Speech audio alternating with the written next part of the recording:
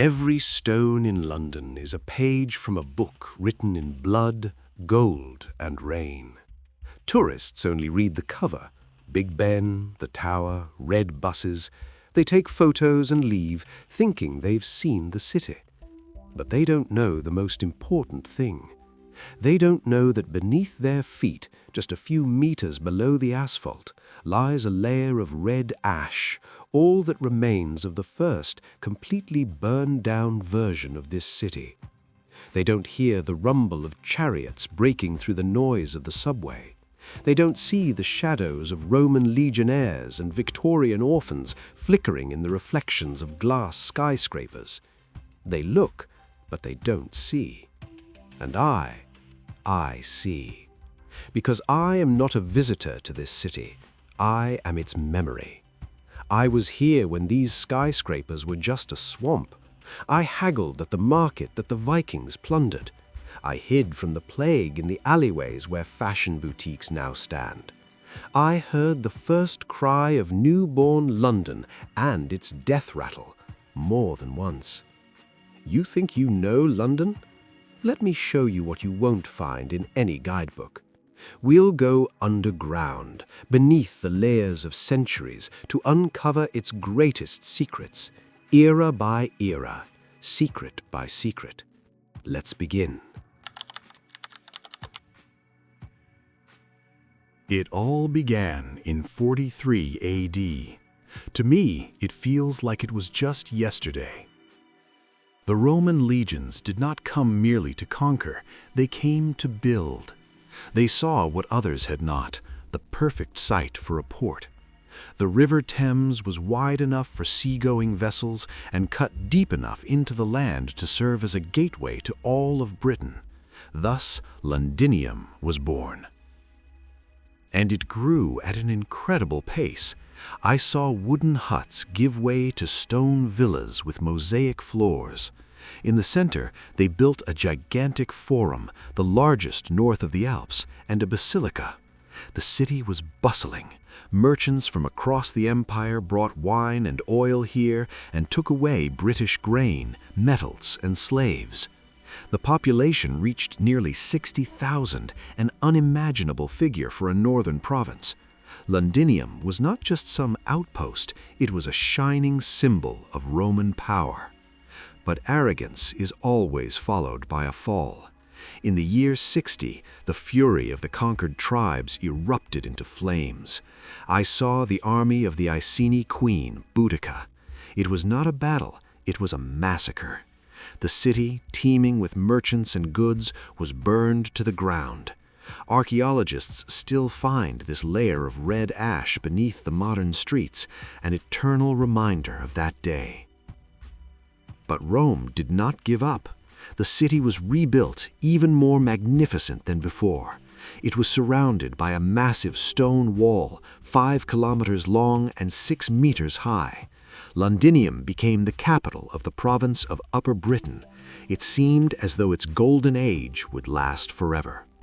And here lies the first mystery. How did this thriving, walled metropolis turn into a ghost town? By the beginning of the 5th century, the Roman Empire was falling apart at the seams. The legions were recalled home to defend Rome itself. In 410, Emperor Honorius sent the Britons a short letter, "Defend yourselves," and everything collapsed. The economy, which had depended on imperial supplies, instantly collapsed. Coins disappeared. Trade ground to a halt.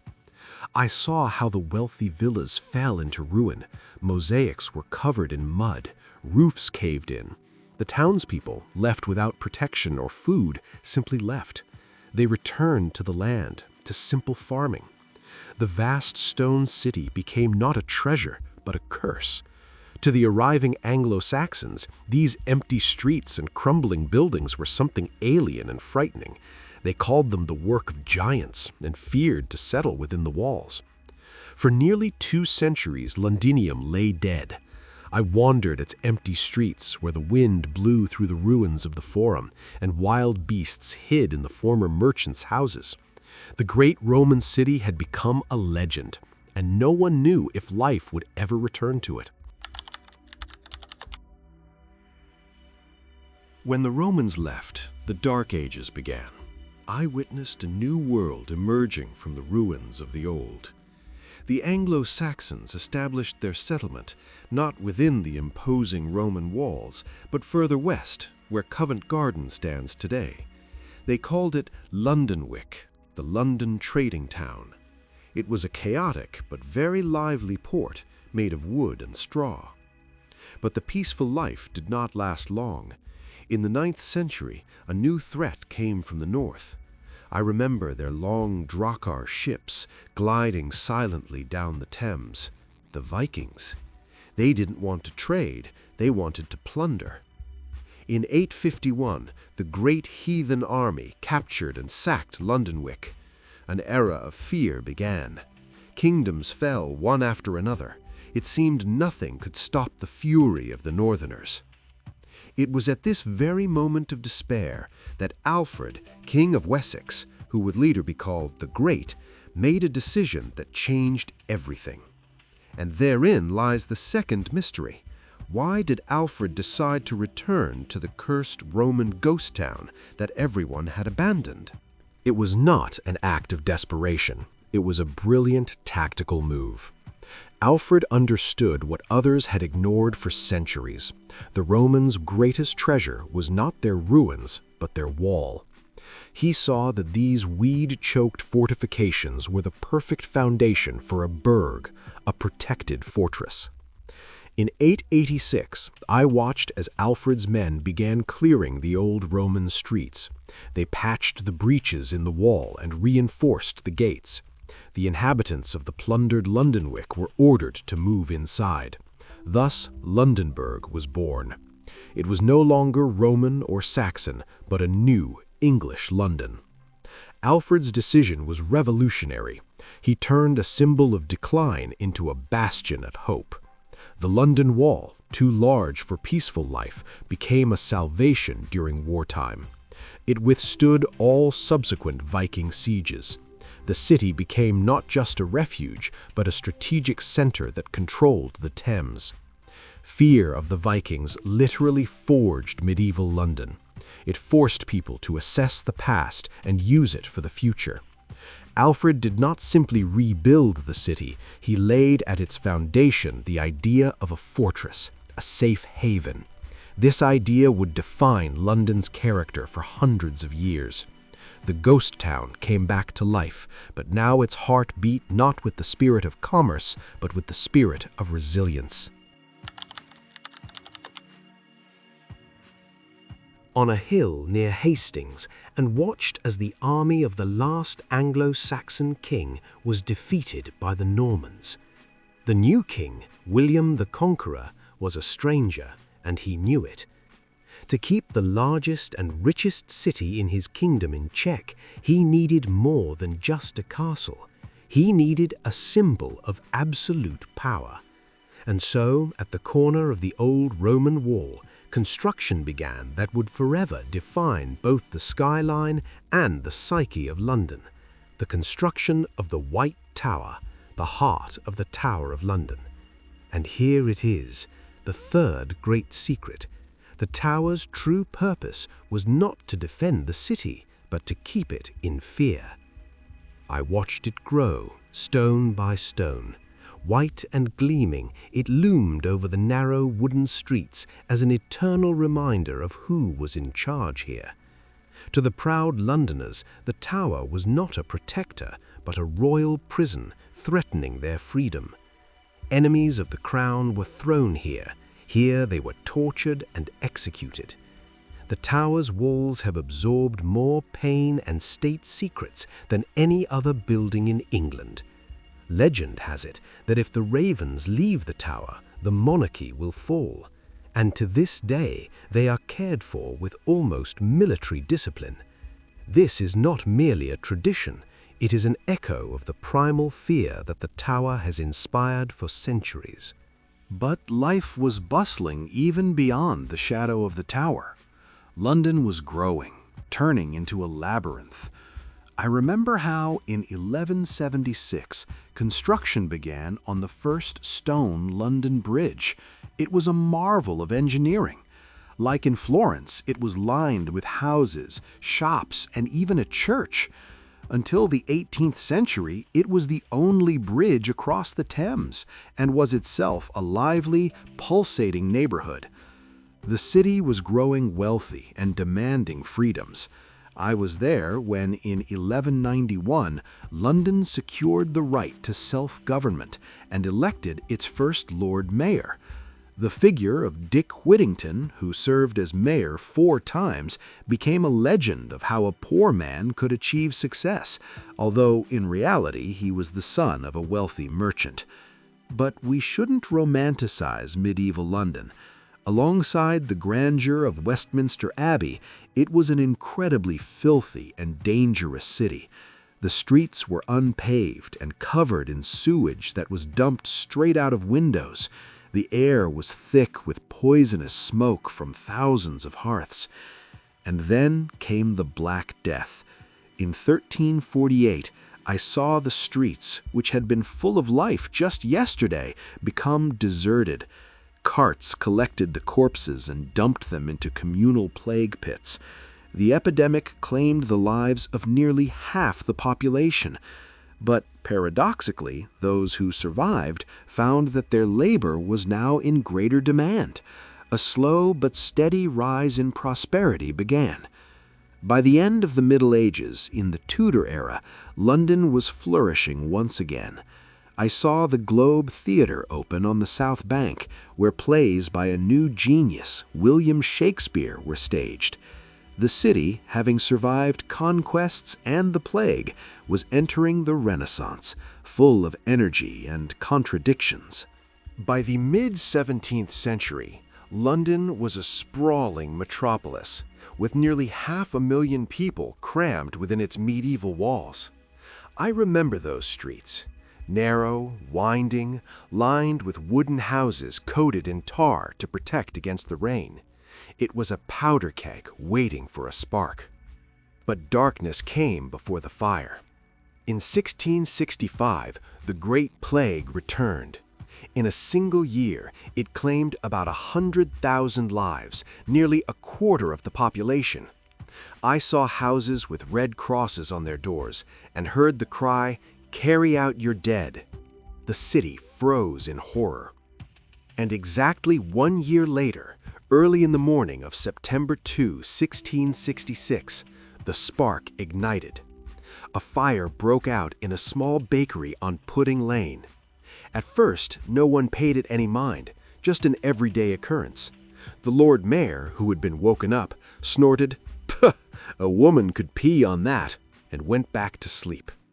It was a fatal mistake. Strong winds fanned the flames. The fire leapt from one tar-coated house to another, and soon entire streets were transformed into a raging inferno. I saw molten lead from the roof of the old St. Paul's Cathedral flowing down the streets. The fire raged for 4 days.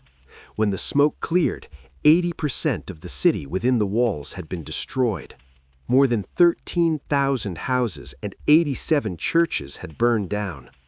London lay in ruins, and from these ashes arose the fourth great mystery. How did the catastrophe that destroyed the city ultimately save it? Immediately after the fire, ambitious reconstruction plans were presented to King Charles II. Architect Christopher Wren proposed replacing the labyrinth of narrow streets with a grid of wide avenues, like in Paris.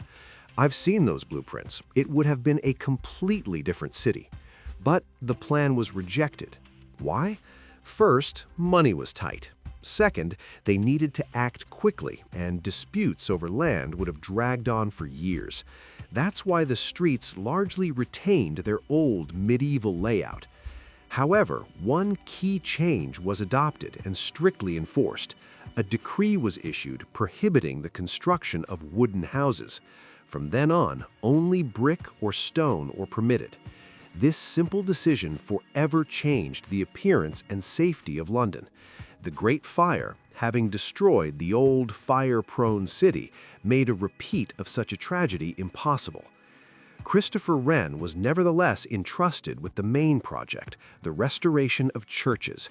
His masterpiece became the new St. Paul's Cathedral, whose gigantic dome became a symbol of rebirth. When I look at it today, I see more than just a church. I see a phoenix rising from the ashes. The fire was a terrible trauma, but it allowed London to rid itself of its dangerous past and enter a new, safer era. Some even believed that the fire had cleansed the city of the plague by destroying the rats and filth in the old slums. After the Great Fire, London rose from the ashes and by the 19th century had become the world's first metropolis. I saw it with my own eyes, the Industrial Revolution. The city was expanding at a breakneck pace. Smoke from thousands of factory chimneys mingled with the fog, creating the famous London smog. In 1863, the world's first subway train rumbled underground. The population grew from 1 million to more than 6 million people. I remember the splendor of that era. Lavish mansions, gentlemen in top hats, the majestic buildings of Parliament and Trafalgar Square. It was the facade of an empire, rich and powerful. But behind that facade lay London's fifth and darkest secret, the monstrous contrast between wealth and poverty. The moment you turned off the gleaming boulevards, you found yourself in another world.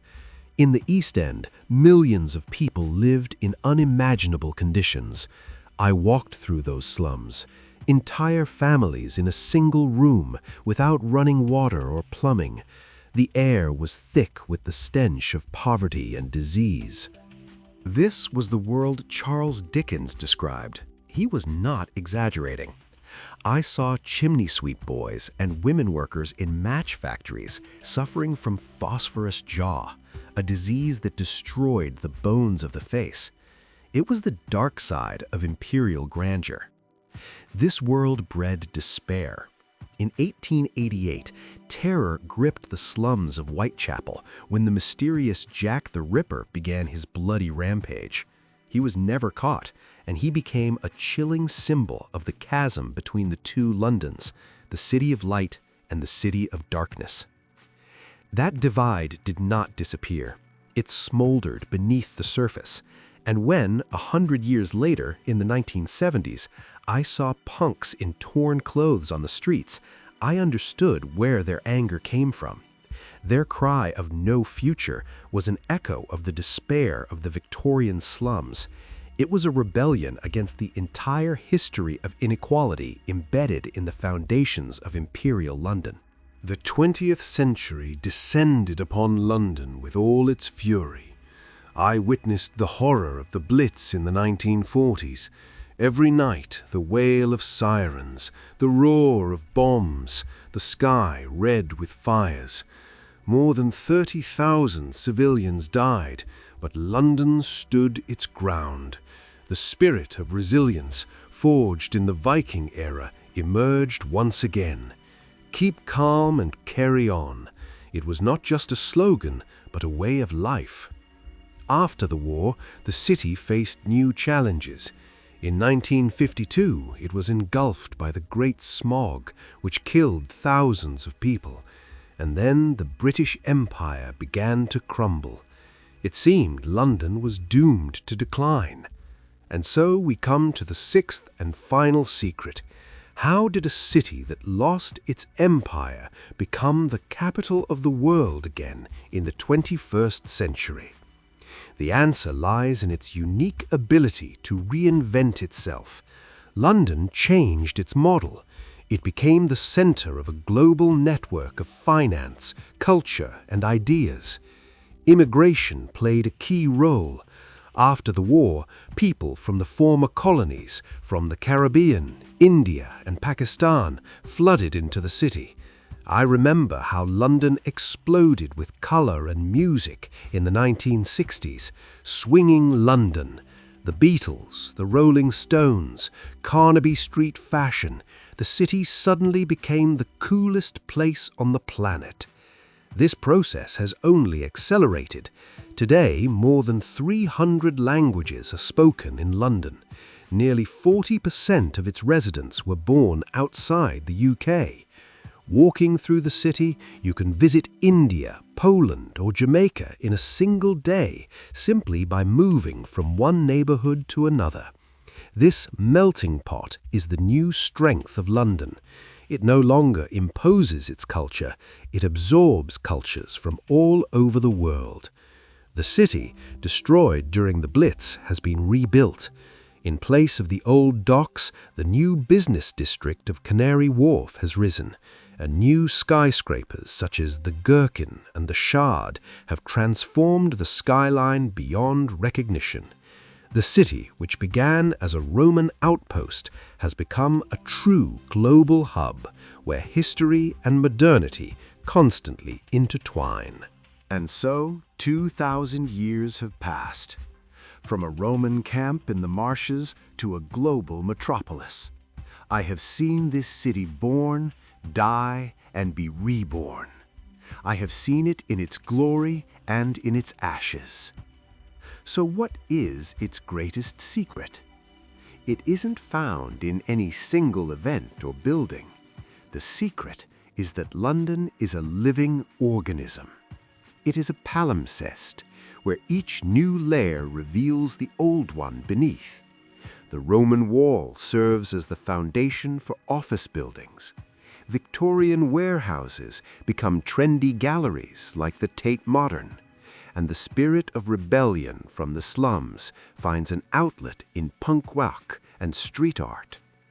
London doesn't cast aside the past. It absorbs it and makes it part of itself. Its strength lies in constant transformation. It has fallen many times, but it has always risen, becoming only stronger. I still walk these streets, and sometimes, in a quiet alley, I catch a glimpse of all the eras at once: a Roman legionnaire, a medieval merchant, a Victorian pauper, and a modern tourist. They are all here. They are all part of London's endless history. Which of these eras impressed you the most? And which of London's secrets would you like to uncover yourself? Write in the comments. Thank you for joining me on this journey. Subscribe so you don't miss out on new journeys through time.